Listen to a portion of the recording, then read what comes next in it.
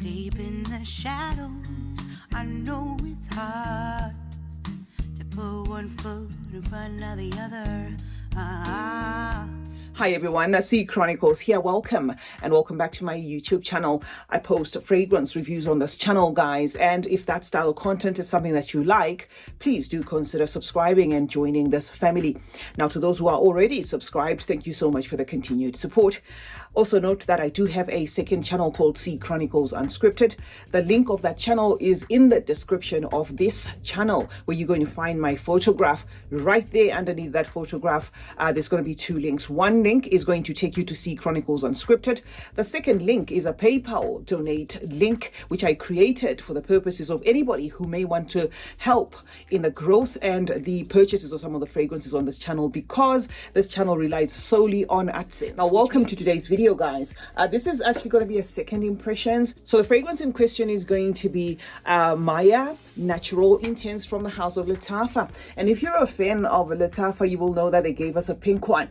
I did bring Mayar, the pink one, here, but I decluttered it because it had like a mainstream type of DNA there, where it felt like a lot of fragrances there, particularly, you know, that My Way type of DNA with the maybe a little bit of like L'Imperatrice, that sort of thing. So I decluttered that one, but this is a new addition to my collection. I should have actually brought this one in my March haul, but I thought, okay, let me just, you know, bring it because I was curious and tell you my thoughts. Now, it comes in an identical, you know, packaging as its counterpart, okay, the pink counterpart. This time they gave us this one in turquoise. I'm going to spray it on my skin, guys, and then I'm going to tell you my thoughts. Notes listed on Fragrantica for this one, guys, are going to be fig right there at the top, coconut, watermelon, and green tangerine, right? Now, in my country, we have a town called Fig Tree, and we have another town called Plum Tree. So we grew up eating fig a lot. So realizing that this fragrance had fig,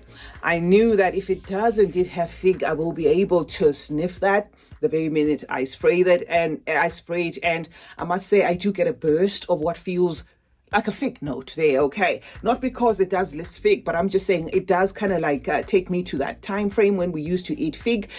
Fig is a fruit that presents as sweet, bitter, with an underlying lactonicness if you sniff it hard enough. But it is the sort of fruit that, you know, burns you there around the mouth area if you don't just dig into the actual fruit itself. So yes, I do get a distinct fruity wrap up of that fig, working with what they have obviously called a green tangerine there. So I do feel a citrusness, almost like the rind of a not necessarily even tangerine, like a rind of a lemon, okay, like a very even bitter sour tone there. Okay, now the mid of this fragrance is going to be lotus.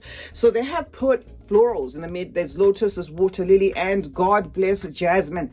Jasmine is one of, I think, the most used floral note in fragrances. So you're going to find this jasmine in this fragrance, but it doesn't speak offset. This, in as much as it does have that fruity, aquatic, ozonic wrap up to it, way in the dry down, it does seem to kind of have like a switch there. So there's going to be a lot of pages to this fragrance. The base notes are vanilla, sandalwood, so do expect a sweetness as well, just a slight sweetness, okay, and then ambrox and musk. The wrap up of the fragrance, as I said, is going to be fruity, so you're going to have a fruity blast there greeting you offset. One thing I can outright say about this fragrance, it doesn't feel like anything that Lattafa has offered us before, which is a pleasant thing actually, because as a reviewer, when you purchase and you keep coming across DNAs that have been done over and over again, it kind of defeats the purpose of even coming in front of the camera and speaking about a fragrance only to say, oh no, it's another one that smells like something like this. Okay,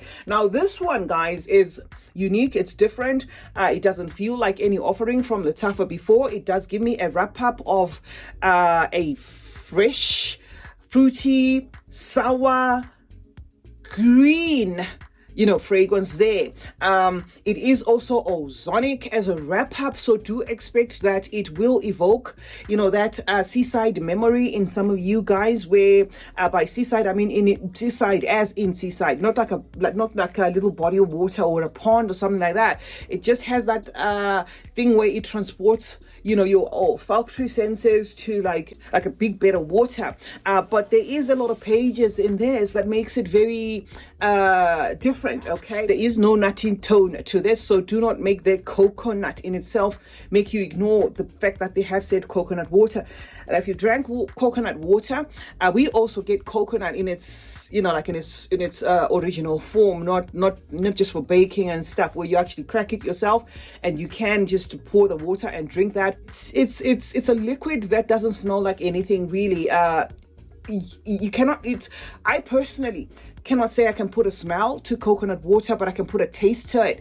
It is like a soft wrap up of a water. So I think maybe the addition of that in this was just to give it a soft accent, because there is like a soft wrap up to this whole bitter, sour, green, but aquatic to an extent type of tone of fragrance, right? So in this, I get a fragrance that first of all gives me a burst of a fruitiness, a distinct figgy, bitter, sweet tone, an underlying creaminess, which could be coming from the sandalwood or could be coming from an underlying accent that you get from fig there. Just wafts of it if you have interacted with fig. I know it's bitter, sweet, and green, but it does have like an underlying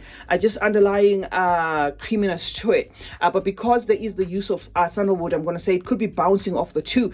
The coconut water says nothing to me in this particular fragrance, except maybe just putting a soft wrap up there.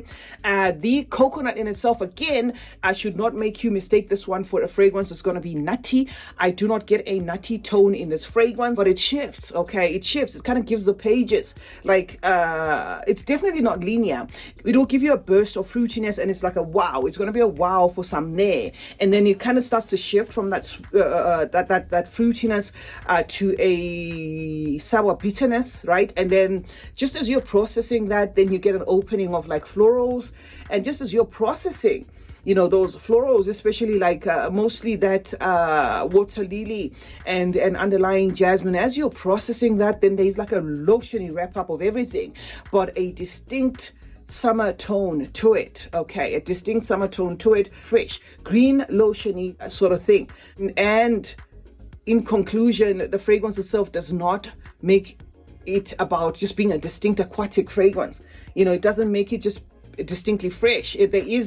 There is wafts of a freshness, but a more certainly green thing that you're going to get from this fragrance. But again, that greenness is not off-putting to an extent that if you don't like green fragrances, don't go near this fragrance. It just opens up more of the florals there in the dry down, shifting from what would have been or what you would have mentally shortcut called a fruity, figgy type of situation going on there. So yeah, that is what I can say about Mayar and Natural Intense.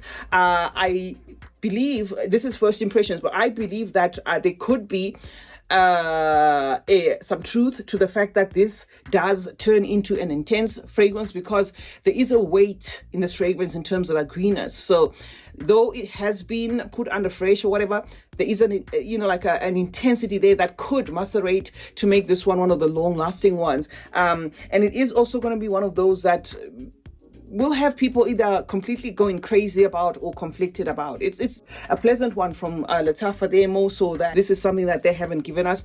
It's unique. It's genderless to my nose. When you spray it there, the first burst kind of aligns with what women will claim as theirs, but as it dries down, you will see that this is a gender neutral type of fragrance. For now, I am getting a fragrance that may need reapplying, let's say maybe after 6 hours or so. But remember, this is just me opening the bottle. It could be a fragrance that does not need reapplying because there's some depth to this. So that is what I can say about Mayar Natural Intense, guys. I hope you did find this review helpful. CeeChronicles is my name. Thank you so much for joining me today.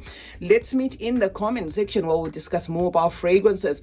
Let me know your thoughts on this one, guys. And while you're at it, please do turn on post notifications on both my channels. That way you get to be notified anytime I upload a video. Like and share this one meanwhile, guys, and remember that smelling good is a form of good manners. Cheers.